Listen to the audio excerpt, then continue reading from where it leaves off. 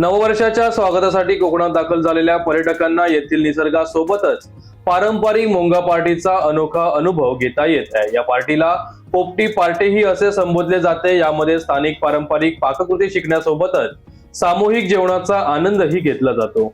नववर्षाच्या स्वागतासाठी मोठ्या संख्येने पर्यटक कोकणात दाखल होत आहेत। स्वच्छ, सुंदर आणि विस्तीर्ण निळाशार समुद्रकिनारे पर्यटकांना आकर्षित करत असतानाच कोकणची समृद्ध खाद्यसंस्कृतीही त्यांच्या मनावर भुरळ घालत आहे। कोकणात सध्या गुलाबी थंडी जाणवत असून याच थंडीत खास मोंगा पार्टीचे आयोजन ठिकठिकाणी करण्यात येत आहे। उत्तर कोकणात या पार्टीला पोपटी पार्टी असेही संबोधले जाते। मोंगा पार्टीमध्ये एका मडक्यात भांबुर्डीचा पाला, बटाटे, वालाच्या शेंगा आदी साहित्य एकत्र करून ते मडके शेकोटीत ठेवले जाते। आगीच्या आणि वाफेच्या सहाय्याने हे सर्व मिश्रण शिजवले जाते, ज्यामुळे पदार्थाची चव अधिकच खुलते। ही पार्टी शाकाहारी तसेच मांसाहारी अशा दोन्ही प्रकारे केली जाते।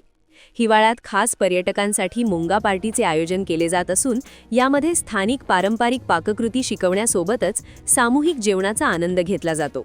हा अनुभव केवळ खाद्यपदार्थांपुरता मर्यादित नसून कोकणची पारंपरिक जीवनशैली, लोकसंगीत, शेकोटीभोवती गप्पा आणि आपुलकीचे वातावरण यांचा मनमुराद आस्वाद घेता येतो, अशी प्रतिक्रिया पर्यटक देत आहेत। पोपटी पार्टीचा आनंद घेत आहेत, कुठून आलात आणि काय सांगाल?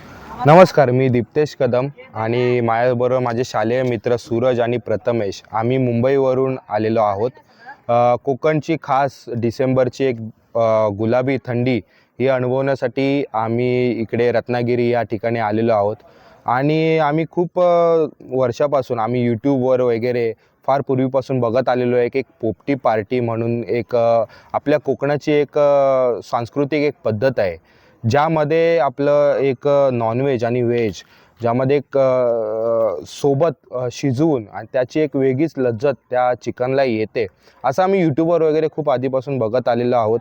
आणि हे पहिल्यांदा आम्हाला अनुभवायला मिळते। आम्ही इथे रत्नागिरीत आल्यामुळे थँक्स टू आमचे गणेश दादा यांच्यामुळे आम्हाला हे आज अनुभवायला मिळतं। आम्ही खाऊ या या या अनुभवी आणि एक वेगळंच आम्ही सगळे मित्र आम्ही एकत्र बसून ही गुलाबी थंडी एन्जॉय करतोय। या थंडीत आलेलो आहोत या या सुंदर निसर्गामध्ये आणि एक फार छान आम्हाला एक वेगळीच वाइब येते या ठिकाणी।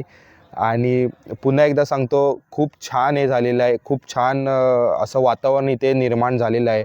सगळेजण एकत्र आम्ही एन्जॉय करतो आहोत या रिसॉर्टमध्ये। आणि पुन्हा एकदा थँक्स आमचे गणेश दादा यांच्यासाठी।